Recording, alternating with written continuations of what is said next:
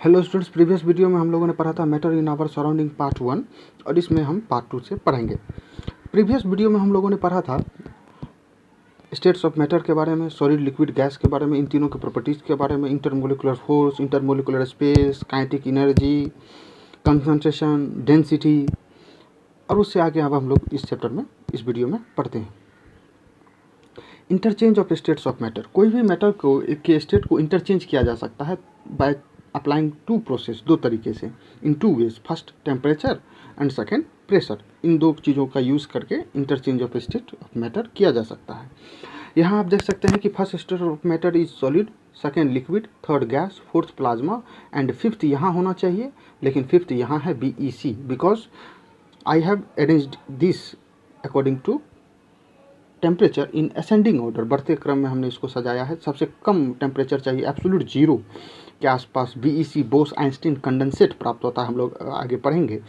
First state फिर है solid, फिर उससे टेम्परेचर इंक्रीज करते हैं तो लिक्विड, और टेम्परेचर इंक्रीज करेंगे तो गैस, और भी ज़्यादा टेम्परेचर इंक्रीज करेंगे तो fourth state that is plasma हम पालेंगे। Pressure. Gas changes to liquids when pressure is increased through compression and temperature is decreased. Pressure को बढ़ाएंगे, टेम्परेचर को घटाएंगे तो फिर गैस किस में कन्वर्ट हो जाएगी? लिक्विड में। यहाँ पिक्चर 1 में देख सकते हैं, in figure 1, low pressure high volume. यहाँ प्रेशर लो है और वॉल्यूम हाई है, काफ़ी ज़्यादा स्पेस में ये कवर किया हुआ है। जबकि दूसरे पिक्चर में हम देख सकते हैं कि जब हमने कंप्रेस किया तो फिर इसकी प्रेशर इंक्रीज हो गई है, तो high pressure but low volume. इसका वॉल्यूम देखिए कम हो गया, कम स्पेस ऑक्यूपाई किया हुआ है। ठीक, जब हम ऐसा प्रोसेस करते हैं, जब हम प्रेशर को इंक्रीज करते हैं, कंप्रेस करते हैं, तो एनर्जी रिलीज होती है, एनर्जी निकलती है। ठीक, इसलिए हमको टेम्परेचर को डिक्रीज करना पड़ेगा, टेम्परेचर को घटाना पड़ेगा, ठीक, वरना ब्रस्ट कर जाएगा। एग्जाम्पल है LPG cylinder, liquefied petroleum gas, CNG cylinder, perfumes, deo, ये सारे लिक्विड फॉर्म में ही रहते हैं। लेकिन जब हम उसको स्प्रे करते हैं तो वो गैस प्रेशर जैसे ही हटा, रिलीज हुआ, प्रेशर कम हुआ, आकि वो लिक्विड से गैस में कन्वर्ट हो जाती है। ऑक्सीजन सिलेंडर हॉस्पिटल्स वगैरह में जो यूज होते हैं वो भी इसी प्रोसेस पे। Effect of change of temperature. दो पिक्चर हैं, यहाँ पर दो फिगर है, और इसी के थ्रू हम एक एक्टिविटी के थ्रू हम समझने की कोशिश करते हैं। एक बीकर ले लेंगे, उसमें आइस क्यूब डाल देंगे और उसे एक बर्नर के ऊपर में रखकर उसे हम गर्म करेंगे, और गर्म करने के जब वो आइस पिघलना शुरू हो जाएगा तो हम टेम्परेचर को माप लेंगे, बीकर का टेम्परेचर कितनी है। ठीक, तो जब हम इसमें हीट देते हैं तो क्या क्या होगी? आइस मेल्ट होना शुरू होगा। आइस मेल्ट होना क्यों शुरू होगा? तो उसके पीछे का रीज़न यही है कि जो कि हमने प्रीवियस वीडियो में भी पढ़ा था कि जब हम एक्सटर्नल हीट देते हैं तो उन मॉलिक्यूल्स के बीच का फोर्स ऑफ अट्रैक्शन वीक होता है, यानी इंटरमोलिकुलर फोर्स वीक हो जाता है, कमज़ोर हो जाता है, और स्पेस बढ़ने लगती है, काइनेटिक एनर्जी बढ़ने लगती है। ठीक, तो the particles begin moving from its fix position, दस काइनेटिक एनर्जी इंक्रीजेज। एक स्टेज ऐसा आता है जब सारे पार्टिकल्स एक दूसरे से दूर हो जाते हैं और सॉलिड किस में कन्वर्ट हो जाता है? लिक्विड में, यानी आइस मेल्ट होकर लिक्विड बन जाता है। ठीक, the change of solid state into liquid state is called fusion और मेल्टिंग। सॉलिड स्टेट से लिक्विड स्टेट में चेंज होना क्या कहलाता है? फ्यूजन या मेल्टिंग। मेल्टिंग पॉइंट किसको कहेंगे? The temperature at which a solid melts into a liquid at atmospheric pressure, ये बहुत ही इंपॉर्टेंट लाइन है, at atmospheric pressure is called melting point of that solid. उस सॉलिड का ये मेल्टिंग पॉइंट कहलाता है। ये एटमॉस्फेरिक प्रेशर क्या है हम इसको समझेंगे आगे। तो ऐसा टेम्परेचर जिसमें कि कोई सॉलिड मेल्ट हो जाता है लिक्विड में eight atmospheric pressure, specific pressure is called melting point of that solid. तो जब ये पूरी आइस पिघल जाएगी, आइस क्यूब जब पूरी मेल्ट हो जाएगी तो वो वाटर में आ जाएगी, तब हम फिर उसका टेम्परेचर मापेंगे बीकर का, तो हम पाएंगे कि अभी भी बीकर का टेम्परेचर वही है जो पहले थी। यानी जब आइस क्यूब मैंने डाला था और मैंने हीट करना शुरू किया था, आइस मेल्ट होना शुरू ही हुआ था, उस समय जो हमने टेम्परेचर मापा था, और जब पूरी आइस पिघल चुकी है, लिक्विड में बन चुकी है, तब जो हम टेम्परेचर माप रहे हैं, तो भी दोनों क्या है? इक्वल ही है। तो हमने जो टेम्परेचर दिया थोड़ी देर के लिए, जिसमें कि वो आइस क्यूब मेल्ट होकर लिक्विड में बना, तो वो टेम्परेचर गई कहाँ? तो दैट इज लेटेंट हीट। उसे हम क्या कहते हैं? लेटेंट हीट कहते हैं। लेटेंट मीन्स हिडन, छुपा हुआ। The heat that we provide is used by the particles of ice या solid to convert into liquid but without rising the temperature. तो हमने जो उसमें हीट दिया था, प्रोवाइड किया था, वो आइस के पार्टिकल्स, आइस उस समय सॉलिड थी तो उसके पार्टिकल्स ने उस हीट को एब्जॉर्ब कर लिया, यूज कर लिया लिक्विड फॉर्म में कन्वर्ट होने में, और इस तरीके से बीकर का टेम्परेचर इंक्रीज नहीं किया। इट इज़ हिडन या latent heat into the particles, और ये जो टेम्परेचर है वो ये पार्टिकल्स में लेटेंट या हिडन हो जाता है, छुपा हुआ रहता है। लेटेंट हीट ऑफ फ्यूजन किसको कहते हैं? The amount of heat energy required to change 1 kg of a solid into liquid at its melting point at atmospheric pressure is called latent heat of fusion या melting. तो जो amount of heat energy हमको चाहिए 1 kg कोई भी solid को liquid में बदलने के लिए एट इट्स मेल्टिंग पॉइंट जब उसका आएगा तभी तो पिघलेगा, तो eight its melting point but at atmospheric pressure, फिर से एटमॉस्फेरिक प्रेशर आया है, at atmospheric pressure is called latent heat of fusion. ये कुछ मेटल्स हैं और उसके मेल्टिंग पॉइंट डिग्री सेल्सियस में दिया हुआ है। आयरन का आप देख सकते हैं यहाँ पे लगभग 1530 डिग्री सेल्सियस चाहिए आयरन के लिए। गोल्ड के लिए आप देख सकते हैं लगभग 1063 डिग्री सेल्सियस चाहिए। जिंक के लिए, यहाँ पे एल्युमिनियम के लिए, मैग्नीशियम के लिए, सभी की, यहाँ पे कार्बन का तो 3600 डिग्री सेल्सियस चाहिए। तो आप इसे नोट कर सकते हैं। Particles of water at 0 degree Celsius or 273 Kelvin have more energy than ice at the same temperature।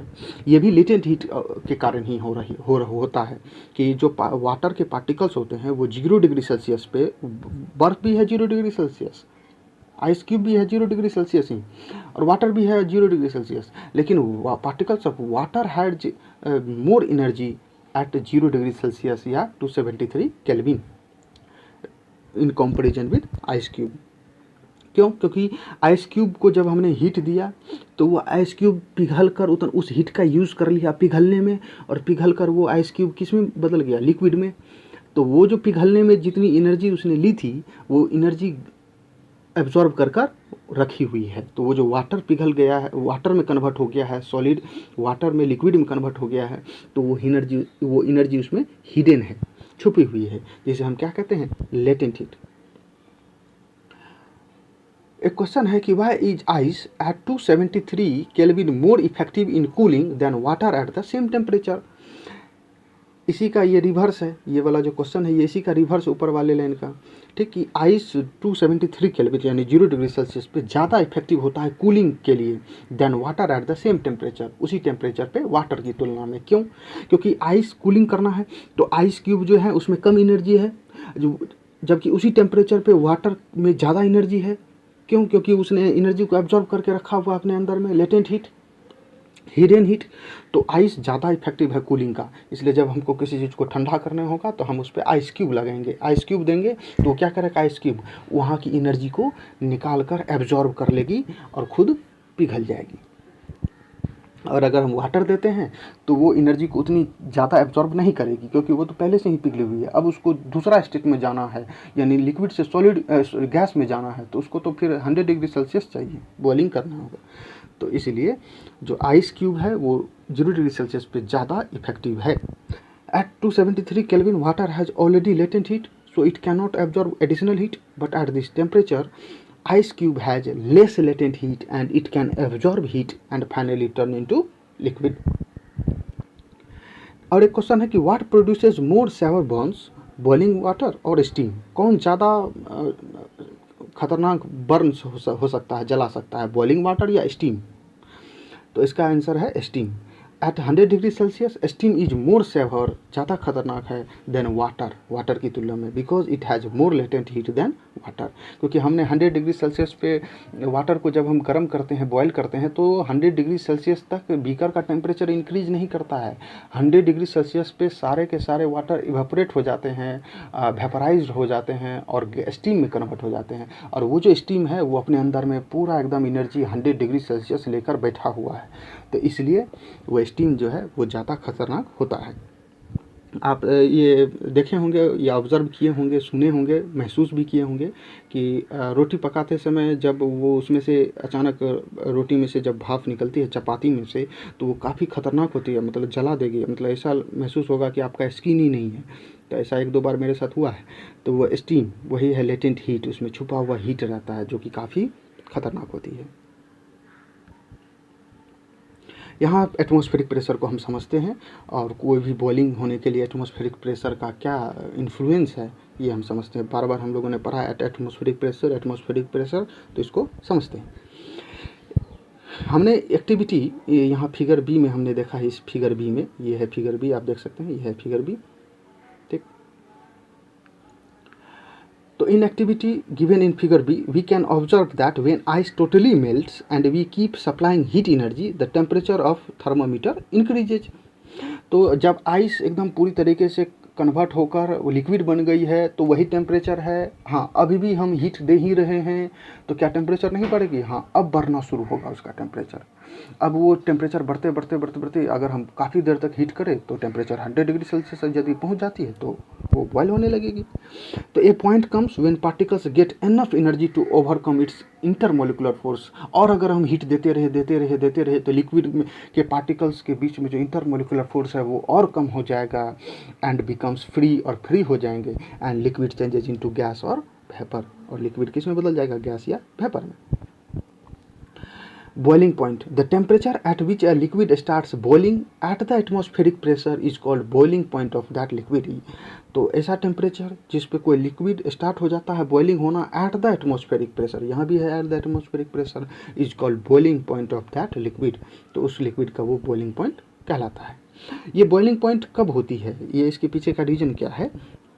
तो जब हम हीट दे रहे हैं तो नीचे से वेपर का प्रेशर इंक्रीज हो रहा है, ठीक, यहाँ से नीचे से प्रेशर बन रही है, ठीक, जब हम हीट दे रहे हैं ऊपर की ओर प्रेशर। लेकिन ऊपर से तो एटमॉस्फेरिक प्रेशर भी है, एटमॉस्फेयर का भी प्रेशर है, तो वो प्रेशर जो है वो ऊपर से प्रेशर लगा रहा है इस वाटर के ऊपर में, ठीक। जबकि हम नीचे से हीट दे रहे हैं तो नीचे से प्रेशर बढ़ रही है, ऊपर से एटमॉस्फेयर का प्रेशर है। तो हीट देते एक समय ऐसा आएगा, एक सिचुएशन ऐसा आएगा जब ये एटमॉस्फेरिक प्रेशर क्या हो जाएगी? कम हो जाएगी, और ये वेपर का प्रेशर इंक्रीज कर जाएगा, ओवरकम कर जाएगा एटमॉस्फेरिक प्रेशर को, एटमॉस्फेरिक प्रेशर के इक्वल हो जाएगा या उससे बढ़ जाएगा। तो जैसे ही इक्वल होगा एटमॉस्फेरिक प्रेशर और वेपर प्रेशर इक्वल होगा कि बॉइलिंग स्टार्ट होना धीरे धीरे शुरू हो जाएगा, और फिर आगे चलकर ये वेपर प्रेशर बहुत इंक्रीज कर जाता है एटमॉस्फेरिक प्रेशर से, इतना इंक्रीज कर जाता है वेपर का प्रेशर कि कुकर ब्रस्ट कर सकता है ना। एटमॉस्फेरिक प्रेशर जो होती है वो क्या करती है कि वाटर को बॉयल होने से रोकती है। वाटर में जब हम बॉयल करते हैं वेपर का प्रेशर इंक्रीज करते हैं तो ऊपर से एटमॉस्फेयर का प्रेशर उसको रोकने का काम करती है। वो हम जब बॉयल करते होंगे तो देखते होंगे बुलबुला उठता है, तो वह बुलबुला को उठने से रोकता है कौन? Atmospheric pressure.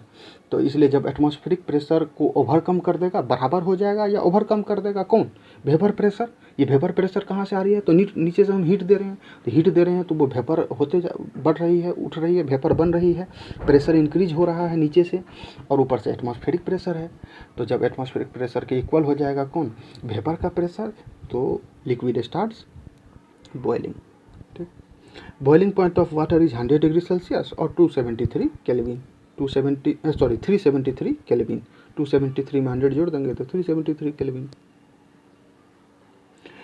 Latent heat of vaporisation, ठीक। The amount of heat required to convert a substance from liquid to vapour, liquid से वेपर में कन्वर्ट होने के लिए जितनी अमाउंट ऑफ हीट चाहिए एट ए स्पेसिफिक टेम्परेचर, एक स्पेसिफिक टेम्परेचर पे, जैसे कि वाटर के लिए 100 डिग्री सेल्सियस है, एट एटमॉस्फेरिक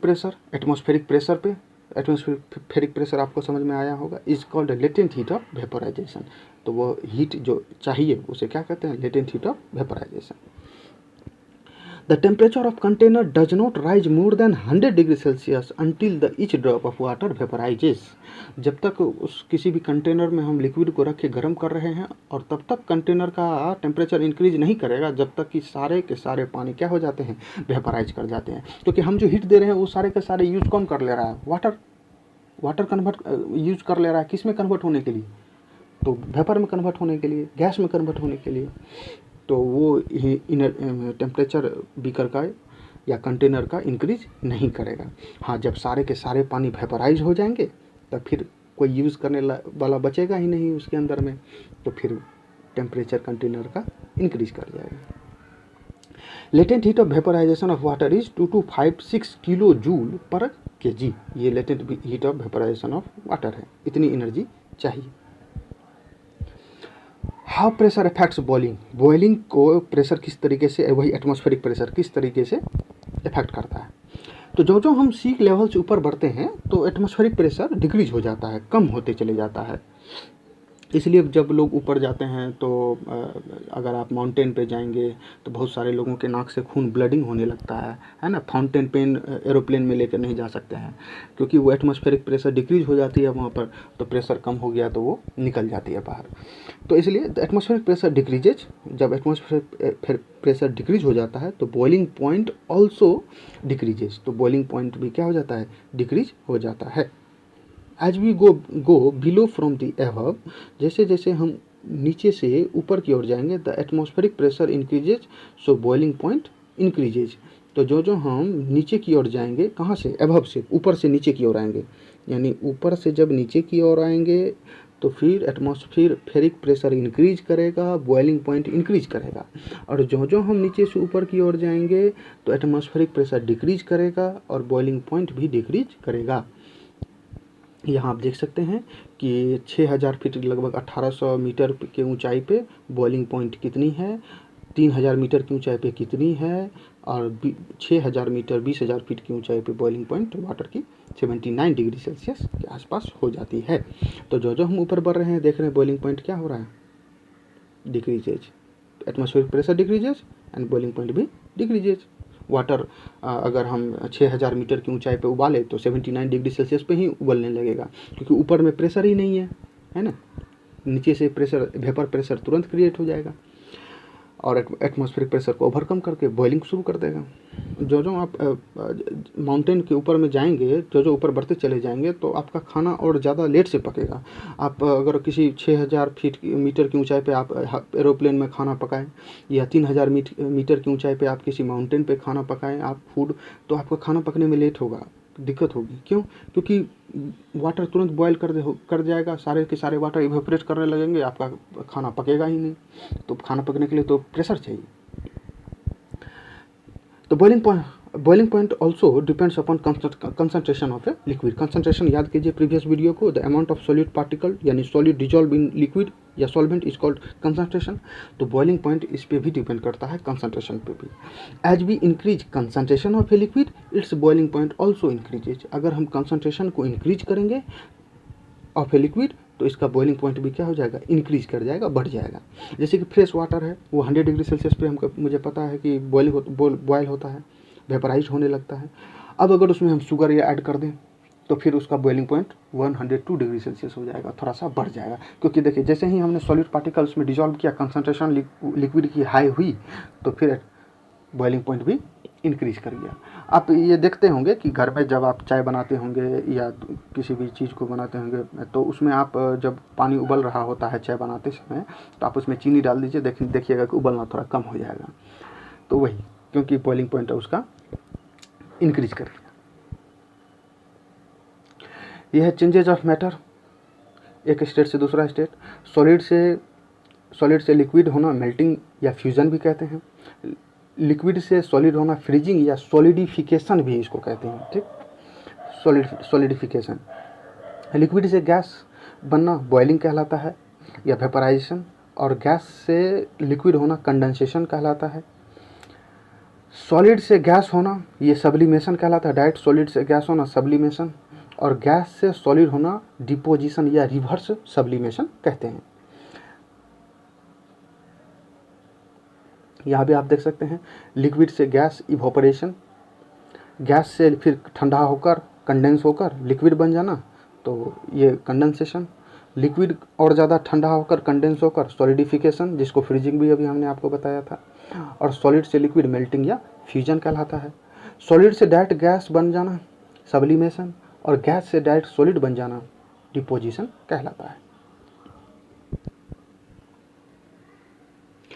आप इसे चाहें तो यहाँ पे आप इसे फिल कर सकते हैं। Increase heat and decrease pressure, heat increase करते जाएंगे, प्रेशर डिक्रीज करेंगे, और यहाँ पर decrease heat and increase pressure, यहाँ हीट को डिक्रीज करेंगे और प्रेशर को इंक्रीज करेंगे। तो आप सारी चीज़ों को भर सकते हैं। सॉलिड से लिक्विड क्या कहलाता है, तो सॉलिड से लिक्विड अगर हम करते हैं तो मेल्टिंग या फ्यूजन कहलाता है। लिक्विड से सॉलिड में अगर जाना है तो लिक्विड से अगर सॉलिड जाएंगे तो वो क्या कहलाएगा, सॉलिडिफिकेशन या फ्रीजिंग कहलाएगा। ठीक, उसी तरीके से लिक्विड से अगर गैस जाना है तो लिक्विड से गैस क्या कहलाता है, लिक्विड से अगर गैस बनना है तो वो वेपराइजेशन कहलाता है। और गैस से फिर कंडेंस होकर लिक्विड बनना कंडेंसेशन कहलाता है। सॉलिड से डायरेक्ट गैस बनना सब्लिमेशन, गैस से डायरेक्ट सॉलिड बन जाना डिपोजिशन या रिवर्स सब्लिमेशन कहलाता है। Sublimation, when solid directly changes to gas without changing through liquid is called sublimation।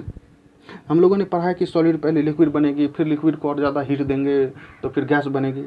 अगर सॉलिड डायरेक्ट गैस में कन्वर्ट हो जाए, लिक्विड में नहीं, बिना लिक्विड में गए डायरेक्ट गैस में कन्वर्ट हो जाए, तो when solid directly changes to gas without changing through liquid is called sublimation। Example हम देख सकते हैं कि जैसे सॉलिड CO2 है, ये सॉलिड CO2 जिसे ड्राई आइस कहते हैं, ये है आपको ड्राई आइस, ये है आपको ड्राई आइस। अब फिल्मों में देखे होंगे जो फॉग का यूज़ किया जाता है, धुआं ऐसा जैसा लगेगा, है ना, तो ये ड्राई आइस का ही यूज़ करके ये सीन क्रिएट किया जाता है। खास करके गानों में आप देखे होंगे कई जगह फिल्मों में। तो solid CO2 directly converts into gas by decreasing of 1 atmospheric pressure. इसको हाई प्रेशर में, कार्बन डाइऑक्साइड को हाई प्रेशर काफ़ी ज़्यादा कंप्रेस करके टेम्परेचर को डिक्रीज करके उसे सॉलिड फॉर्म में रखा जाता है। काफ़ी प्रेशर के अंदर में उसको रखा जाता है, और जैसे ही सॉलिड फॉर्म में रहता है और जैसे ही उसे बाहर निकालते हैं तो वो धीरे धीरे गैस में कन्वर्ट, क्योंकि जैसे ही प्रेशर घटा, 1 एटमॉस्फेरिक प्रेशर जैसे ही डिक्रीज हुआ तो CO2 directly converts into gas, धीरे धीरे गैस में बदलना शुरू हो जाता है। अभी अचानक नहीं होता है, थोड़ा टाइम लगता है, धीरे धीरे करके बदलता है। तब तक आप फिल्मों में तब तक कोई सीन वगैरह रहता है तो वो शूट कर लेता है। और भी एग्जांपल है जैसे कैम्फोर कपूर, नैप्थलीन बॉल, ये कपड़ों को बचाने के लिए आप देखते होंगे घरों में इसे यूज़ किया जाता है ताकि इसमें कोई इन्फेक्शंस वगैरह नहीं, फंगस वगैरह कपड़ों में ना लगे। इसे ये है naphthalene ball. Dry ice CO2 हमने देखा ही है। The reverse of sublimation is called deposition और रिवर्स सब्लिमेशन। अगर गैस से डायरेक्ट सॉलिड में बनना, जैसे कि कार्बन डाइऑक्साइड है, उसी को डायरेक्ट गैस है तो उसको डायरेक्ट सॉलिड में कन्वर्ट कर दिया प्रेशर इंक्रीज करके, कंप्रेसिबिलिटी, तो वो रिवर्स सब्लिमेशन या डिपोजिशन कहलाता है। और अगर सॉलिड से गैस में जाना है तो सब्लिमेशन कहलाता है। इवोपरेशन और बॉइलिंग। वेपराइजेशन दो तरीके से होता है। कोई भी वेपर बनती है तो दो तरीके से, पहला इवोपरेट होगा, दूसरा बॉयल करने से। तो यह है इवोपरेशन का आप एग्जांपल देख सकते हैं कि जो ओशियन की वाटर्स होती है, रिवर्स की वाटर होती है, वो वेपराइज होकर, इवोपरेट होकर क्लाउड बनती है, और क्लाउड फिर कंडेंस होकर, फिर जब यही क्लाउड कंडेंस होकर फिर लिक्विड फॉर्म में आती है, गैस है तो कंडेंस होगी, तो फिर मॉलिक्यूल्स नज़दीक आएंगे तो गैस में बनती है, और फिर ये लिक्विड में बनती है, और फिर ये लिक्विड वाटर के रूप में नीचे गिरती है, और फिर ओशियन में वाटर चली जाती है। तो ये है इवापोरेशन और ये है बॉइलिंग। दोनों के बीच का डिफरेंस क्या है देखते हैं। Evaporation is a surface phenomena. Evaporation केवल सरफेस फेनोमेना है। यहाँ सरफेस से ही, ऊपर का ही वाटर जो है सो इवापोरेट होता रहेगा। ऐसा नहीं कि नीचे वाला वाटर भी इवापोरेट होगा। ठीक, ऊपर का वाटर इवापोरेट होते इसका लेयर कम हो जाएगा, दैट इज अनदर मैटर। जबकि बॉइलिंग जो है वो एक बल्क फेनोमेना है, यानी बॉइलिंग पूरा वाटर होती है, इवापोरेट केवल सरफेस होती है, जबकि बॉयल पूरा वाटर होती है, बल्क फेनोमेना है। सारे वाटर एक साथ ही क्या होंगे, बॉयल होंगे। ऐसा नहीं है कि बॉइलिंग जब हम करते हैं तो ऊपर वाला पानी बॉयल होता है, नीचे वाला नहीं, या नीचे वाला होगा ऊपर वाला वाटर बॉयल नहीं होता, ऐसा नहीं होता है। ये एक बल्क फेनोमेना है, टोटली एक ही साथ वेपराइज्ड बनना शुरू होता है। Only the top level of molecules of liquid changes into gas evaporation में, और जबकि बॉइलिंग में total liquid molecules changes into gas. ठीक, it occurs below the boiling point. ये इवेपोरेशन करने के लिए बॉइलिंग पॉइंट की जरूरत नहीं है ना। बिलो द बॉइलिंग पॉइंट ही लगभग 30 डिग्री, 40 डिग्री, 50 डिग्री, 60 डिग्री, ये बॉइलिंग पॉइंट जो है वाटर का 100 डिग्री सेल्सियस, उससे कम ही टेम्परेचर पे ये इवेपोरेट होते रहता है। जैसे कि समुद्र के पानी जो हैं, ओशियंस के वाटर्स हैं, वो इवेपोरेट्स होकर ही जाते हैं स्काई में, क्लाउड फॉर्म करते हैं। तो क्या वो बॉयल होते रहते हैं ओशियन में वाटर? नहीं, इवेपोरेट्स होते हैं, है ना। तो below the boiling point evaporation होती है, जबकि बॉइलिंग के लिए बॉइलिंग पॉइंट चाहिए, वाटर का 100 डिग्री सेल्सियस है। इवापोरेशन जो है वो एक स्लो एंड सेल्फ प्रोसेस है। स्लो प्रोसेस है, धीरे धीरे इवापोरेट होती है, और ये सेल्फ है, खुद ब खुद। इसमें हमको कुछ हीट देने की ज़रूरत नहीं पड़ती है ना। खुद ब खुद वो एटमॉस्फेयर में जो हीट है उसी के थ्रू वो इवापोरेट होते रहती है, वही टेम्परेचर लेकर।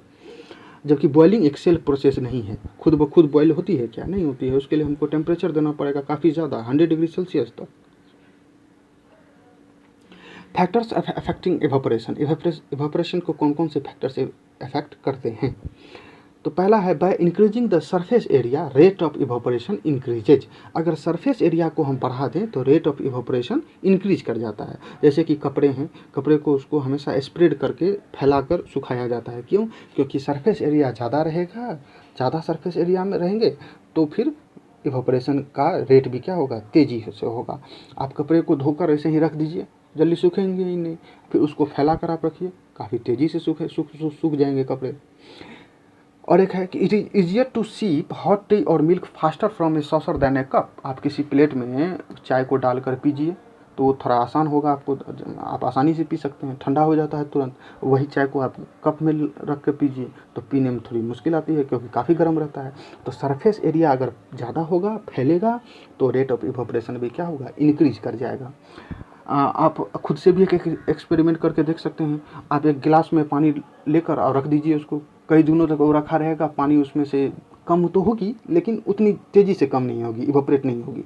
अब उसी पानी को आप ज़मीन पर फैला दीजिए किसी ऐसे सरफेस पे, देखेंगे थोड़ी देर के बाद पानी सूख जाएगी। क्यों? क्योंकि सरफेस एरिया बढ़ गई तो रेट ऑफ इवापोरेशन भी बढ़ गई। दूसरा, बाय इंक्रीजिंग द टेम्परेचर, अगर हम टेम्परेचर को इंक्रीज करते हैं तो इवापोरेशन तेज़ी से होगा।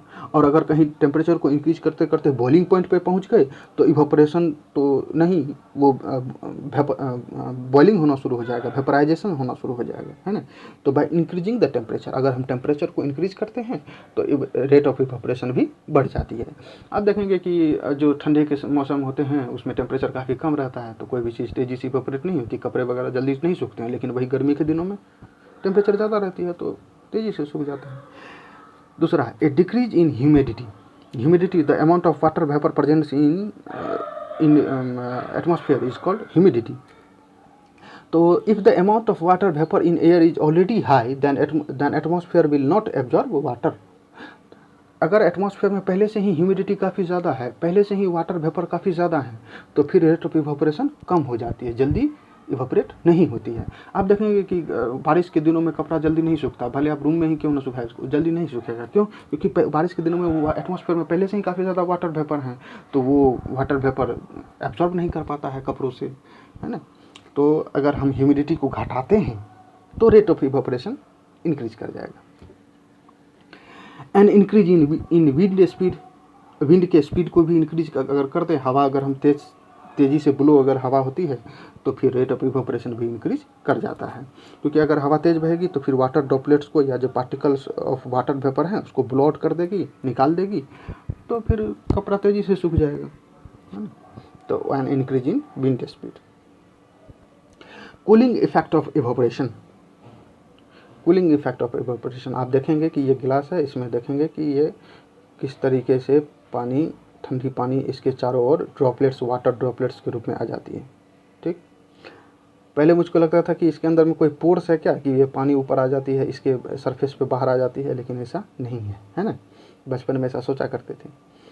ये मटके का इस्तेमाल, घड़े का इस्तेमाल किया जाता है, अर्थन पोट का इस्तेमाल किया जाता है गर्मी के दिनों में पानी को ठंडा रखने के लिए।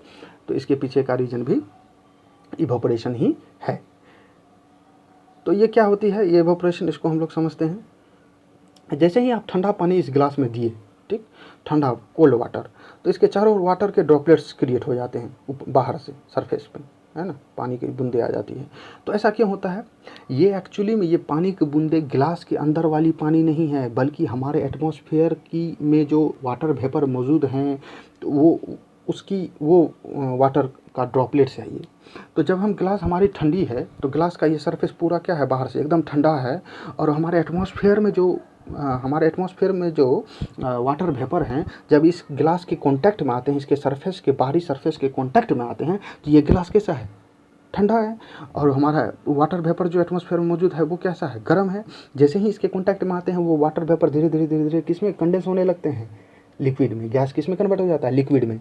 और इसके बाहर में आप देखेंगे लिक्विड के जैसा ड्रॉपलेट्स है ना बन जाता है। अर्थन पोर्ट, इसमें पानी ठंडा रहता है, क्यों? तो अर्थन पोर्ट में क्या होती है कि इसमें वाटर को बाहर निकलने के लिए, इसके सरफेस पे आने के लिए पोर्स होते हैं, छोटे छोटे छेद होते हैं। आपको पता नहीं चलेगा, बहुत ही माइक्रो होते हैं, है ना। आप उसको माइक्रोस्कोप से देखेंगे तभी पता चलेगा। तो खैर इस पोर्स से अंदर से पानी इसके सरफेस पे आते रहते हैं बाहर, ठीक। और इसके सरफेस पे बाहर में पानी आते रहता है। और गर्मी के दिनों में इसके बाहर के सरफेस पर पानी आया अंदर से पोर्स के थ्रू, छोटे छोटे छेद के थ्रू। और जब हमारा सरफेस बाहर का एकदम गर्म है, टेम्परेचर काफ़ी हाई है, तो ये पानी क्या होता रहता है, बाहर के हॉट एटमॉस्फेयर से कांटेक्ट करके ये इवोपरेट होते रहता है। इसका सरफेस का वाटर, सरफेस पे जो पानी आया है, इसके बाहरी सरफेस पे जो पानी आया है वो बाहर के टेम्परेचर से कांटेक्ट करके इवोपरेट होते रहता है। तो बाहर से सरफेस इवोपरेट हो रहा है और अंदर टेम्परेचर रिमेन है, सेम है, बना हुआ है, क्योंकि अंदर हीट आ ही नहीं पा रहा है। क्योंकि हीट जैसे ही इसके सरफेस पे आ रही है, कि वो सरफेस पे तो वाटर निकल कर आया है भीतर से, तो वो इवोपरेट हो जाती है और अंदर का टेम्परेचर बना रहता है। वह पर earthen pots have cold water. तो earthen pot it has tiny pores through water comes out into outer surface and evaporates when come into contact with atmosphere. Why water droplets appear on the cold water glass? Droplets on cold glass, when water vapor in atmosphere comes into contact with cold surface of glass, it loses its energy, condensed and converts into liquid forms or droplets के रूप में convert हो जाता है। Why it feels cool when we pour nail polish remover या deodorant on our palm? जब अपने हम हाथों पे, पाम पे नेल पॉलिश हो, रिमूवर हो या डिओड्रेंट हो, एसीटोन हो, है ना, इस सब को अगर हम रखते हैं तो फिर हमें ठंडा महसूस होती है। क्यों? क्योंकि इसके पीछे का भी रीज़न यही है कि the particles gain energy from our palm और सराउंडिंग, हमारे सराउंडिंग से भी, एटमॉस्फेयर से भी, और हमारे पाम, हमारी हथेली भी तो गर्म है, तो उससे वो कांटेक्ट करके वो एनर्जी गेन कर लेता है नेल पॉलिश के या डिओड्रेंट के पार्टिकल्स, और इवोपरेट हो जाते हैं। अब वहाँ से जो इवोपरेट हो गया तो वहाँ का टेम्परेचर को भी वो लेकर चले गया, इवोपरेट हो गया, तो उतना दूर हमें ठंडा महसूस होता है। वह should be wear cotton clothes in summer. गर्मी के दिनों में हमें कॉटन क्लोथ्स क्यों पहनना चाहिए? तो इसके दो रीज़न है। पहला, सबसे इंपॉर्टेंट रीज़न, कॉटन क्लोथ्स है पोर्स, छोटे छोटे कॉटन क्लोथ्स में पोर्स होते हैं, छेद होते हैं, थ्रू विच स्वीट, जिससे कि थ्रू पसीना बाहर आ जाता है और फिर एटमॉस्फेयर से, हॉट एटमॉस्फेयर से कॉन्टैक्ट करके वो इवोपरेट हो जाता है, इवोपरेट होते रहता है और अंदर का टेम्परेचर रिमेन सेम, एकदम बना रहता है, कूल्स, ठंडा रहता है। और इसका दूसरा रीज़न भी है, वाइट क्लोथ्स या वाइट कलर जो है वो कलर के, वो लाइट के सभी कलर्स को क्या कर देते हैं, इमिट कर देते हैं, है ना, निकाल देते हैं। तो कलर में भी जो लाइट की कलर होती है उसमें भी अलग अलग तरह की एनर्जी होती है। रेड कलर में सबसे ज़्यादा एनर्जी होती है, गर्म होती है ना। फिर इसके बाद ब्लैक कलर जो है वो सारे के सारे हीट को एब्जॉर्ब कर लेता है, सारे कलर को एब्जॉर्ब कर लेता है, पूरी रोशनी को एब्जॉर्ब कर लेता है, लाइट को, इसलिए ब्लैक कलर काफ़ी ज़्यादा गर्म रहता है। जबकि वाइट कलर अगर जब कभी भी हमको दिख रही है कोई भी कलर वाइट, तो इसका मतलब वो सारे के सारे लाइट को क्या कर रही है, रिफ्लेक्ट कर दे रही है, इमिट कर दे रही है। तो इसलिए वाइट कलर के कपड़े जो होते हैं वो सारे लाइट्स को इमिट कर देते हैं जो उसके ऊपर में फॉल होता है, और इसलिए भी कॉटन क्लोथ्स अगर वाइट कलर का हो तो और अच्छा है ना, गर्मी के दिनों में पहनने के लिए। इसके बाद हम लोग पढ़ते हैं प्लाज्मा। बहुत ही इंपॉर्टेंट टॉपिक है, बहुत ही मज़ेदार है। Plasma the fourth state of matter, इसे फोर्थ स्टेट ऑफ मैटर कहा जाता है। It is called the fourth state of matter. 1879 में सर विलियम क्रूक ने डिस्कवर किया था इसको पहले, लेकिन इसका नाम उसने दिया था रेडिएंट मैटर। इसे प्लाज्मा नहीं कहा, रेडिएंट मतलब होता है चमकीला, रेडिएंट मैटर काफ़ी ज़्यादा चमकीला मैटर। 1928 में इरविंग लैंगमूअर ने इसका नाम रखा प्लाज्मा। तो प्लाज्मा नाम किसने दिया? इरविंग लैंगमूअर ने। In this state particles of gases are in super energetic and super excited. Super energetic, super excited रहती है, ठीक। जब हम गैस को, सॉलिड को गर्म करते हैं तो लिक्विड को गर्म करते हैं, तो गैस को और ज़्यादा गर्म करें तो क्या होगा? हम किसी कंटेनर में, ऐसा कंटेनर ले लें और इसमें गैस के पार्टिकल्स रहेंगे, है ना, और इसको हम गर्म करें, तो जब हम गर्म करेंगे तो ये प्रेशर अंदर में इंक्रीज करते जाएगी, लेकिन ऐसा कंटेनर चाहिए जो कि ब्रस्ट ना करे, काफ़ी मतलब स्ट्रॉन्ग कंटेनर, और उसमें डालकर अगर हम गैस को गर्म करते जाएं तो एक ऐसा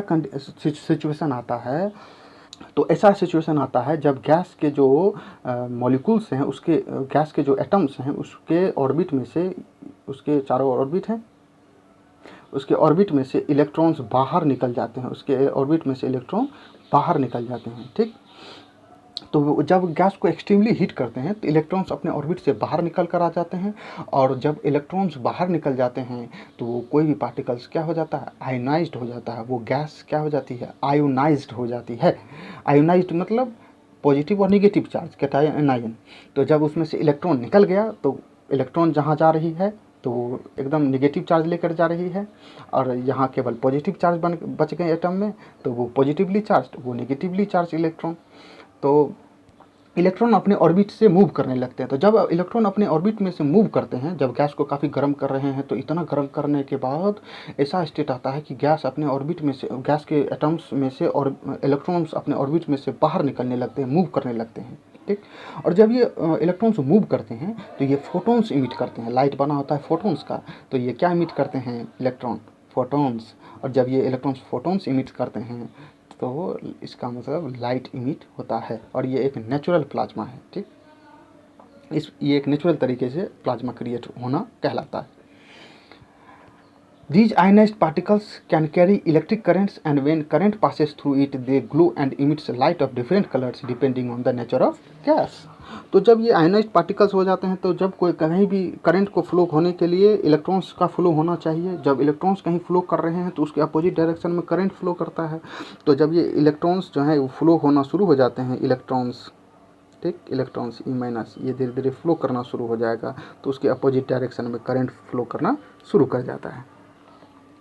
आप एयर में जनरली अगर कोई करंट आप देंगे तो एयर में कहीं करंट पास ही नहीं होती है, हवा में कहीं करंट पास होती है क्या, नहीं होती है। लेकिन हाँ, अगर हम किसी एयर को, गैस को काफ़ी ज़्यादा गर्म करें, और भी ज़्यादा गर्म करें, काफ़ी गर्म करें, तो हाई टेम्परेचर पे जाकर एक ऐसा कंडीशन आता है जब super excited, super energetic condition में गैस के मॉलिक्यूल्स आ जाते हैं, एटम्स आ जाते हैं, उसमें से इलेक्ट्रॉन बाहर निकलने लगता है अपने ऑर्बिट में से। जब इलेक्ट्रॉन बाहर निकलने लगता है और अपने ऑर्बिट में से, तो फोटोन रिलीज करता है, इसका मतलब लाइट रिलीज करता है, और वो ग्लो करने लगता है, चमकने लगता है।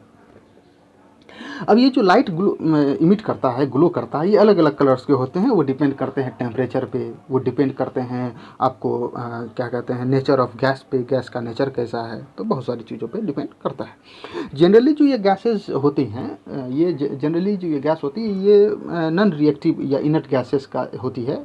हाँ, ज़रूरी नहीं है कि ये इनर्ट गैसेस हुई हो, लेकिन जनरली जो यूज़ किए जाते हैं आर्टिफिशियल प्लाज्मा क्रिएट करने के लिए लाइट वगैरह में, तो वो इनर्ट गैसेस ही होते हैं, ताकि रिएक्शन ना कर ले, जल ना जाए, गैस ही ना जल जाए। प्लाज्मा हमारे पूरे यूनिवर्स का सबसे कॉमन स्टेट ऑफ मैटर है। मतलब सबसे ज़्यादा अगर कोई मैटर पाया जाता है किसी स्टेट में, तो वो है प्लाज्मा। हमारा पूरा यूनिवर्स 99% प्लाज्मा से ही बना है। जितने भी हम स्टार्स देखते हैं, चाहे सन हो या कोई भी स्टार हो, वो प्लाज्मा ही है। लाइटनिंग देखते हैं, लाइटनिंग जब बिजली चमकती है, प्लाज्मा ही है, ठीक। प्लाज्मा का कोई फिक्स शेप नहीं होता है, गैस की तरह ही इसका कोई वॉल्यूम भी नहीं होता है, ठीक। और ये बहुत ही लेस डेंस होते हैं, सॉलिड और लिक्विड की तुलना में ये डेंस कम होते हैं। गैस ही है ना एक तरह का, लेकिन ऐसा कंडीशन वाला गैस है जो कि सुपर एनर्जेटिक, सुपर एक्साइटेड हो गए हैं। क्यों हो गए हैं? टेम्परेचर देने से इलेक्ट्रॉन्स उसमें से बाहर निकलने लगे हैं, उसके एटम में से, और इलेक्ट्रॉन्स बाहर निकल कर फ्लो करने लगे हैं। इलेक्ट्रॉन्स अगर फ्लो कर रहे हैं तो कहीं इलेक्ट्रॉन्स, कहीं प्रोटॉन्स, कहीं पॉजिटिव चार्ज, कहीं निगेटिव चार्ज, तो फिर करंट फ्लो करती है। स्टार्स जो हैं वो made up of plasma. Plasma is not found on earth surface. हमारे अर्थ के सरफेस पे प्लाज्मा नहीं पाया जाता है। क्यों? क्योंकि यहाँ इतना टेम्परेचर ही नहीं है, इसके लिए बहुत ज़्यादा टेम्परेचर चाहिए। ये आप देख सकते हैं यहाँ पे प्लाज्मा की ये सारे एग्जांपल है। लाइटनिंग, ये भी प्लाज्मा ही है। सन प्लाज्मा का ही बना हुआ है। हम लोगों ने पढ़ा है कि हीलियम सन में जो है सो हाइड्रोजन फ्यूजन होकर हीलियम बनाते हैं, न्यूक्लियर फ्यूजन होता है और जिसके कारण वो एनर्जी रिलीज करता है। एक्चुअली में वो जो न्यूक्लियर फ्यूजन होता है वो काफ़ी ज़्यादा हाई एनर्जी पे, हीट पे, टेम्परेचर पे होती है और वो एक्चुअली में वहाँ पे जो सारे गैसेस हैं वो किस में कन्वर्ट हो जाते हैं, प्लाज्मा में कन्वर्ट रहते हैं एक्चुअली में।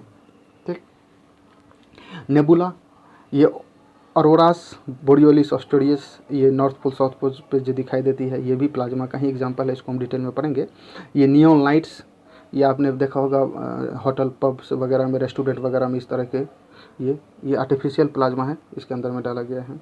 गैसेज ही होंगे इसमें भी और वो गैस में काफ़ी ज़्यादा जब एनर्जी दी जाती है तो वो ग्लो करने लगता है। कौन कौन तरह के गैस का यूज़ किया जाता है, तो इसमें कई तरह के गैसेस की यूज़ होती है। जेनॉन होती है, रेडॉन होती है, क्रिप्टॉन होती है, हीलियम होती है ना, तो कई सारे गैसेस होती है, हम उसको आगे देखेंगे। ये सारे एग्जांपल ही हैं प्लाज्मा के। जैसे कि कलर देखते हैं, अगर हीलियम गैस है तो ये वाइट टू पिंक हो सकता है, ग्रीनिश ब्लू हो सकता है, अगर बहुत ज़्यादा करंट देंगे तो ग्रीनिश ब्लू हो सकता है। नियॉन ब्राइट ऑरेंज रेड हो सकता है। आर्गन जो है सो पेल ब्लू हो सकता है। क्रिप्टॉन ब्लूइश वाइट, ये कोई फिक्स नहीं है। इसी तरह से nitrogen greenish at high temperature, बहुत ज़्यादा टेम्परेचर है तो नाइट्रोजन ग्रीनिश दिखाई देगा, हरापन रहेगा उसमें। ऑक्सीजन वायलेट टू रेडिश, ये इस तरह का कलर रहता है। तो कई सारे कलर रहते हैं, ये कोई फिक्स कलर नहीं होती है, थोड़ी बहुत चेंजेस आती रहती है टेम्परेचर के अकॉर्डिंग, नेचर ऑफ गैसेस के अकॉर्डिंग, कितनी करंट प्रोड्यूस हो रही है उसके अकॉर्डिंग, तो ये कलर बदलती रहती है। ये आप देख सकते हैं सभी के कलर। हीलियम किस कलर का है, नियॉन लाइट्स हैं ये किस तरह के हैं, प्लाज्मा आर्गन ये किस तरह का, अगर आर्गन गैस रहेगा तो किस तरह का लाइट ग्लो करेगा, क्रिप्टॉन किस तरह का, जेनॉन किस तरीके का, देख सकते हैं आप यहाँ पर पिक्चर में। यह है अरोरा बोरियोलिस, ये हमारे दोनों पोल्स पे दिखाई देती है, नॉर्थ पोल पे, साउथ पोल पे। ये एक्चुअल पिक्चर है, ये कोई वॉलपेपर या वगैरह नहीं, ये एक्चुअल में खींचा गया पिक्चर है। ये भी एक्चुअल पिक्चर है अरोरा बोरियोलिस। ठीक, इस चीज़ को हम लोग समझते हैं, ये भी प्लाज्मा ही है। ऊपर में जो देख रहे हैं ये लाइट ग्लो कर रहा है, ये भी एक्चुअली प्लाज्मा के कारण ही हो पा रही है। ये कैसे होती है इसको हम लोग समझते हैं। यह है हमारा अर्थ, ठीक, और यहाँ है हमारा सन, मान लेते हैं ये है हमारा सन। ठीक, प्लाज्मा से ही बना हुआ है एक्चुअली में, क्योंकि हाइड्रोजन काफ़ी ज़्यादा एनर्जी है। सन का सरफेस 6000 डिग्री सेल्सियस होता है और सन का जो कोर है वो लगभग 15 मिलियन डिग्री सेल्सियस तक उसका टेम्परेचर हो सकता है। सोचिए कितना टेम्परेचर है। तो ये टेम्परेचर है यहाँ पर प्लाज्मा, और ये हमारा अर्थ है। ये अरोरा बोरियोलिस और ऑस्ट्रेलियस कैसे दिखाई देता है, प्लाज्मा के कारण ही, इसको समझते हैं, ध्यान से समझेंगे। हमारे अर्थ का अपना मैग्नेटिक फील्ड है, ठीक है, यह है मैग्नेटिक फील्ड जो नॉर्थ पोल से निकलकर साउथ पोल तक जाती है, ये मैग्नेटिक फील्ड है। ठीक, हमारे अर्थ का अपना मैग्नेटिक फील्ड होता है। ये सन से सोलर विंड्स निकलते रहती है, सोलर विंड्स। ठीक, जो इस सोलर विंड्स ये काफ़ी ज़्यादा एनर्जेटिक विंड्स होती है जो हमारे अर्थ की तरफ बढ़ती है। ठीक, काफ़ी ज़्यादा गर्म होती है और इस सोलर विंड्स को से बचाने का काम हमारा ये मैग्नेटिक फील्ड करता है, हमारे अर्थ का मैग्नेटिक फील्ड करता है। ठीक, ये solar wind actually electron protons वगैरह के मिलकर बने होते हैं, तो इसे बचाने का काम हमारा अर्थ का मैग्नेटिक फील्ड करता है। कभी कभी यहाँ पर सोलर विंड की जगह पे सोलर फ्लेयर्स चलते हैं। क्या चलते हैं? Solar flare. फ्लेयर मतलब आंधी टाइप का। ठीक है, तो वही चीज़ें रहती है जो सोलर विंड में है लेकिन तेज़ है। जैसे कि हमारे यहाँ अर्थ के ऊपर में हवाएं तो हमेशा बहती रहती है, लेकिन आंधी के समय में क्या स्पेशल हवा बहती है? नहीं, वही हवा रहती है, तेज़ बहती है। तो सोलर विंड्स और सोलर फ्लेयर लगभग बराबर ही हैं। यहाँ पर अर्थ में यहाँ सन में विस्फोट होता रहता है, एकदम विस्फोट टाइप का, ठीक, फटते रहता है। और उस समय आंधी टाइप की निकलती है, सोलर विंड की जगह पे सोलर फ्लेयर निकलती है। वो काफ़ी स्ट्रांग होती है और वो हमारे अर्थ की तरफ बढ़ती है और हमारा अर्थ का मैग्नेटिक फील्ड इससे हमको बचाता है। ठीक है, अब यहाँ पर क्या होती है कि ये हमारा अर्थ है, ये हमारा अर्थ का मैग्नेटिक फील्ड है। ठीक, नॉर्थ पोल से निकलकर साउथ पोल की तरफ गई है। तो ये जो सोलर विंड आ रही है, ये जो सोलर फ्लेयर आ रही है एक्चुअली में, ये सोलर फ्लेयर यहाँ इससे टकरा कर वापस चली गई, कोई इधर से टकरा कर वापस मुड़ गई, कोई इधर आ रहा है तो वापस मुड़ गई। तो क्योंकि यहाँ पर हमारा देख सकते हैं कि मैग्नेटिक फील्ड काफ़ी स्ट्रॉन्ग है, लेकिन नॉर्थ पोल पे और साउथ पोल पे मैग्नेटिक फील्ड क्या होती है? बहुत ही वीक। देख सकते हैं यहाँ पे वीक है, यहाँ तो मैग्नेटिक फील्ड लग रहा है भी नहीं। है ना। तो ये जो सोलर फ्लेयर की जो ये है, ये इस मैग्नेटिक फील्ड के थ्रू हमारे एटमॉस्फेयर में चले आती है, इधर नॉर्थ पोल से भी और साउथ पोल से भी हमारे अर्थ के एटमॉस्फेयर में आ जाती है। और जब हमारे अर्थ के एटमॉस्फेयर में आती है तो हमारे अर्थ के एटमॉस्फेयर में कई तरह के गैसेज हैं। सबसे ज़्यादा नाइट्रोजन है 78%, इसके बाद ऑक्सीजन है 21%, आर्गन है 0.93%, कार्बन डाइऑक्साइड है 0.04%, तो नाइट्रोजन है। तो जैसे ही ये जो सोलर फ्लेयर्स की जो ये रेज हैं ये काफ़ी गर्म होती है, मतलब इसका टेम्परेचर 1 मिलियन डिग्री सेल्सियस हो सकता है। अगर हमारा ये मैग्नेटिक फील्ड ना हो, 1 मिनट के लिए भी अगर मैग्नेटिक फील्ड हटा दिया जाए अर्थ से, तो अर्थ जल कर राख हो जाएगी। 1 million degree Celsius temperature increase हो जाएगा, बाप रे। तो खैर, तो ये टेम्परेचर, हाई टेम्परेचर वाली ये सोलर फ्लेयर्स हैं, एक्चुअली में सोलर विंड्स हैं। जब ये हमारे नॉर्थ पोल और साउथ पोल पे आती है तो हमारे एटमॉस्फेयर में डूब जाती है, इंटर कर जाती है, और नाइट्रोजन गैस या ऑक्सीजन गैस जो है उसको ये किस में कन्वर्ट कर देती है, प्लाज्मा में। नाइट्रोजन और ऑक्सीजन गैस के जो मॉलिक्यूल्स, एटम्स हैं, वो इतने गर्म हो जाते हैं कि उसमें से इलेक्ट्रॉन बाहर निकलने लगते हैं अपने ऑर्बिट में से, और जब इलेक्ट्रॉन मूव करते हैं तो क्या रिलीज करता है, photons. Photons means light, light emit होता है। अब अलग अलग नेचर ऑफ गैसेस के कारण होती है, अलग अलग कलर। नाइट्रोजन है तो यहाँ आप देख सकते हैं कि ग्रीनिश होगा, हमने अभी प्रीवियस स्लाइड्स में हम लोगों ने पढ़ा था, ग्रीनिश कलर होता है नाइट्रोजन का। तो ज़्यादातर जो आपको ऑरोरा बोरियोलिस दिखाई देगी नॉर्थ पोल में, और साउथ पोल में इसको ऑरोरा ऑस्ट्रेलिस कहते हैं। तो नॉर्थ पोल में जो ऑरोरा बोरियोलिस और ऑस्ट्रेलिस है साउथ पोल में, ये इसके कलर ज़्यादातर आपको ग्रीनिश ही दिखेंगे, क्योंकि हमारे एटमॉस्फेयर में ज़्यादातर कौन सा गैस है, नाइट्रोजन है। फिर इसके बाद आपको कुछ रेडिश वायलेट भी दिखेंगे, यहाँ आप देख सकते हैं कि कुछ आपको रेडिश वायलेट टाइप का भी नज़र आएगा, है ना, क्योंकि ऑक्सीजन भी हमारे एटमॉस्फेयर में मौजूद है ना। तो वो भी super energetic, super excited state में आ जाते हैं, प्लाज्मा में गैस बदल जाते हैं, ऑक्सीजन, है ना। ये प्लाज्मा के और भी बहुत सारे एग्जांपल हैं। स्टार्स है, लाइटनिंग है, लाइटनिंग लगभग 2000 डिग्री सेल्सियस पे होती है, हाई टेम्परेचर। ये नियॉन लाइट्स हैं, ये प्लाज्मा टीवी हैं, ये इस तरह का आप देखे होंगे पब वगैरह, रेस्टोरेंट वगैरह में इस तरह के डिजाइन, ये सारे प्लाज्मा लाइट्स ही हैं, लेकिन ये आर्टिफिशियल हैं। इसमें क्या होता है एक्चुअली में, हीलियम गैस या नियॉन गैस, जेनॉन गैस इस ट्यूब में डाला जाता है, और फिर इसके बाद उसमें करंट दिया जाता है, हाई वोल्टेज दी जाती है। हाई वोल्टेज के कारण क्या होती है कि उसके अंदर में जो गैसेज हैं वो सुपर एक्साइटेड कंडीशन में आ जाते हैं। गैस के एटम्स जो हैं वो काफ़ी ज़्यादा एनर्जेटिक होने के कारण उसमें से इलेक्ट्रॉन बाहर निकलने लगते हैं, और इलेक्ट्रॉन जब बाहर निकलने लगते हैं तो फिर करंट फ्लो होने लगता है, ग्लो करने लगता है। तो ये सारे उसी के एग्जांपल्स हैं, आप इसे देख सकते हैं। प्लाज्मा टीवी के बारे में हम लोग पढ़ते हैं इसको। यह है प्लाज्मा टीवी। प्लाज्मा टीवी कैसे काम करता है, ये भी इसी फेनोमेनन पे, इसी प्रोसेस पे काम करता है। ये पीछे वाला रियर ग्लास है, यहाँ पे ग्लास है, यहाँ पर सेल होते हैं छोटे, यहाँ पे कई सारे सेल्स हैं जिसमें कि गैसेस फिल रहते हैं। जनरली इसमें दो तरह के गैसेस, मेनली इसमें नियॉन और जेनॉन ही होती है। तो नियॉन और जेनॉन दो तरह के गैस इसमें भरे रहते हैं, और जैसे ही इसमें वोल्टेज का सप्लाई किया जाता है कि इसका टेम्परेचर इस ट्यूब का, इस सेल का काफ़ी ज़्यादा इंक्रीज हो जाता है, और जब टेम्परेचर इंक्रीज हो जाता है तो इसके अंदर के जो पार्टिकल्स होते हैं वो सुपर एक्साइटेड, इलेक्ट्रॉन्स ऑर्बिट में से निकलना शुरू, तो वो ग्लो करना शुरू हो जाता है। इसको पोलरस भी कहते हैं और इलेक्ट्रोड्स भी कहते हैं। ये उससे निकलने वाले उस रेज को, अल्ट्रावायलेट रेज को एब्जॉर्ब कर लेता है, और एब्जॉर्ब करके हमारे स्क्रीन पर डाल देता है, और हम यहाँ पर बैठकर पिक्चर देखते हैं आगे में, सामने से, है ना। तो प्लाज्मा टीवी में नोबल और इनर्ट गैस जैसे कि नियॉन, जेनॉन और क्रिप्टॉन का यूज़ किया जाता है। It contains phosphorus which absorbs light emitting from gases, gas से जो लाइट निकल रहा है उसको एब्जॉर्ब करता है। जनरली 3 तरह के प्राइमरी कलर इसमें निकलते हैं, red, green and blue, RGB, इसे प्राइमरी कलर कहते हैं। इस 3 कलर का यूज़ करके आप दुनिया के तमाम कलर बना सकते हैं, ठीक। तो रेड, ग्रीन, ब्लू, ये 3 कलर निकलते हैं, और इन्हीं 3 कलर का यूज़ करके हमारे टीवी में कई सारे कलर आते हैं। जब वोल्टेज सप्लाई किया जाता है गैस में तो इस टेम्परेचर 1200 डिग्री 1200 डिग्री सेल्सियस तक पहुंच जाता है उस गैस का। जैसे ही वोल्टेज देंगे प्लाज्मा टीवी में तो अंदर में ये सारी चीज़ें हो रही है, और पावर कंजम्पशन 400 वाट तक, हाई पावर कंजम्पशन चाहिए। तो फिर वो गैस किस में कन्वर्ट हो जाता है, प्लाज्मा में, लाइट इमिट करेगा, और उसके बाद उसको फॉस्फोरस होते हैं, उसको हम या इलेक्ट्रोड्स कहते हैं, वो इमिटेड लाइट को एब्जॉर्ब करता है और हमारे स्क्रीन पे दे देता है। Generally it can work for 1 lakh hour, 1 lakh घंटे तक ये काम करता है प्लाज्मा टीवी। यानी अगर डेली 10-10 घंटे करके हम टीवी देखें तो 27 साल तक प्लाज्मा टीवी, 27 ईयर्स तक आपका प्लाज्मा टीवी चल सकता है। इसके बाद उसमें कुछ कमियां आने लगती है, प्रॉब्लम्स आने लगती है। वो एक्चुअली में वो इलेक्ट्रोड्स या फॉस्फोरस के कारण होता है। वो फॉस्फोरस धीरे धीरे कमज़ोर होने लगता है, फिर वो लाइट एब्जॉर्ब नहीं कर पाता, पिक्चर क्लियर नहीं आता है ना, तो फिर आपको टीवी बदलना होगा। इसके बाद फिर इसमें कुछ प्रॉब्लम्स भी आ जाती है। 2000 मीटर की ऊंचाई पे जाने के बाद प्रेशर डिफरेंस आ जाती है, तो उसके कारण गैसेस में भी डिफरेंसेस आती है, तो प्रॉब्लम क्रिएट हो जाती है।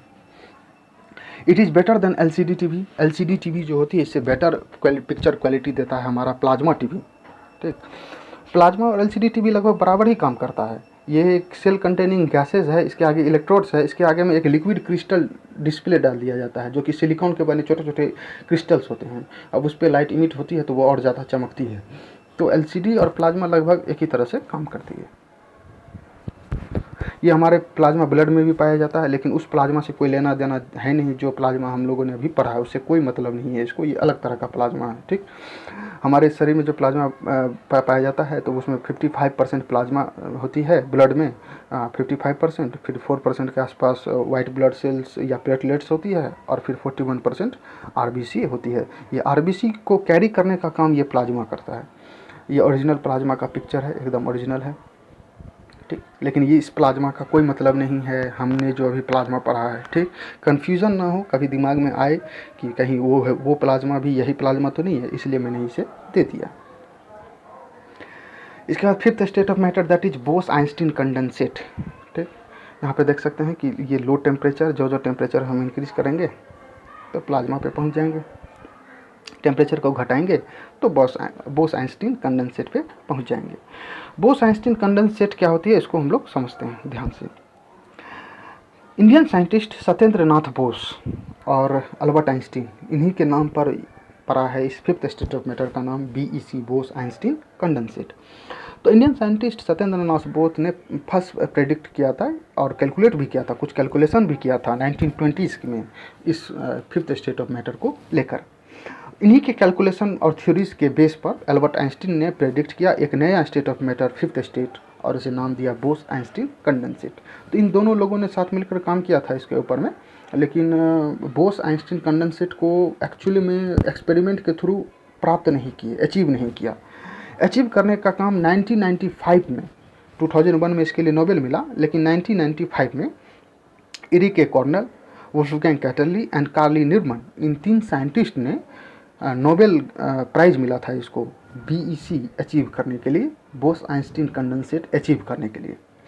ये कैसे अचीव किया जा सकता है? तो BEC can be achieved by cooling A gas off extremely low density, काफ़ी लो डेंस गैस को, है ना, लो डेंस गैस को कूल करेंगे, काफ़ी ज़्यादा कूल करेंगे। और कितना कूल करेंगे?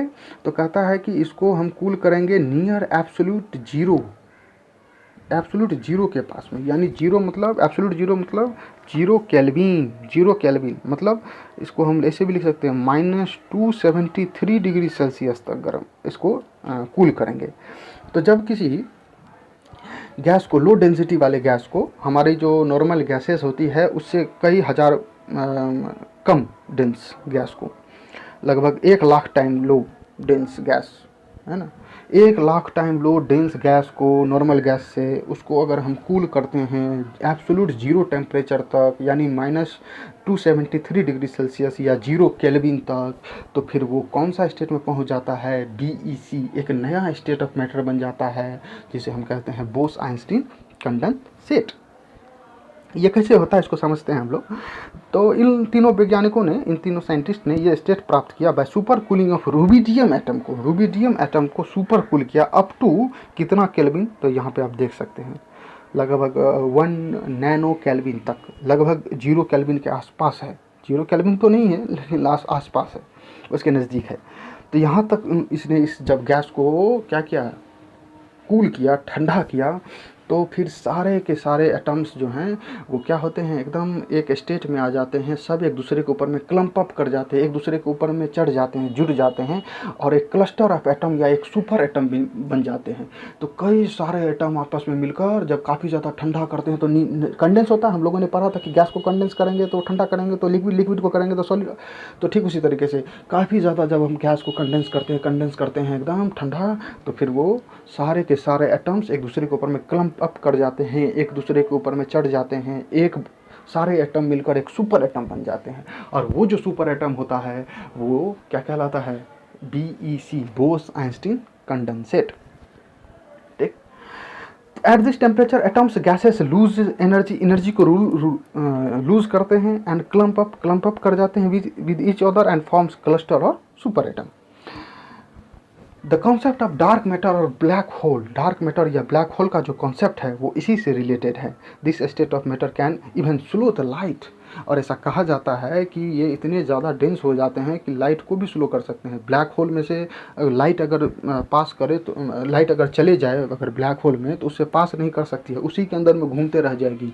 इसलिए ब्लैक होल काफ़ी अंधेरा, उसका पिक्चर लेना बहुत मुश्किल होता है ना। बहुत कम पिक्चर्स अवेलेबल हैं, ओरिजिनल पिक्चर्स ब्लैक होल के। अभी कुछ दिन पहले ही एक साइंटिस्ट ने ब्लैक होल का पिक्चर खींचा था। खींचना बहुत मुश्किल है, तो काला हमारा यूनिवर्स और ऊपर से वो ब्लैक होल भी खुद काला, तो डार्क मैटर जो दिखता ही नहीं है। तो ये डार्क मैटर या ब्लैक होल का कॉन्सेप्ट भी इसी से निकलता है, BEC से ही रिलेटेड है। ठीक, इस पर काफ़ी ज़्यादा एक्सपेरिमेंट चल रहे हैं, अभी वहाँ तक पहुँचा नहीं है। तो यह है BEC। ठीक, ये 3 साइंटिस्ट हैं, इरिक कॉर्नेल, वुल्फगैंग कैटली और कार्ल वीमैन। सभी को 1/3 पे शेयर दिया गया प्राइज का, क्योंकि तीनों ने काम किया था इसके ऊपर में। तो नोबेल प्राइज मिले थे इन सभी को 2001 में। ये आप देख सकते हैं ब्लैक होल, ये ओरिजिनल पिक्चर नहीं है, ये है ना, ये ओरिजिनल नहीं है। ठीक, ये है ब्लैक होल। ये इसमें हमारे सन जैसे कई सारे हज़ारों सन इसमें समा सकते हैं। अर्थ की तो बात ही छोड़िए, ये देखिए कि सारे के सारे इसमें सारे मैटर्स इसमें जाकर अंदर चले जा रहे हैं और घूमते रहते हैं, बाहर ही नहीं निकलते, क्योंकि ये इतने ज़्यादा सुपर कूल होते हैं, ठंडा होती है, इतनी ज़्यादा ठंडा होती है, और उसके बाद डेंस भी काफ़ी ज़्यादा हो जाती है ना।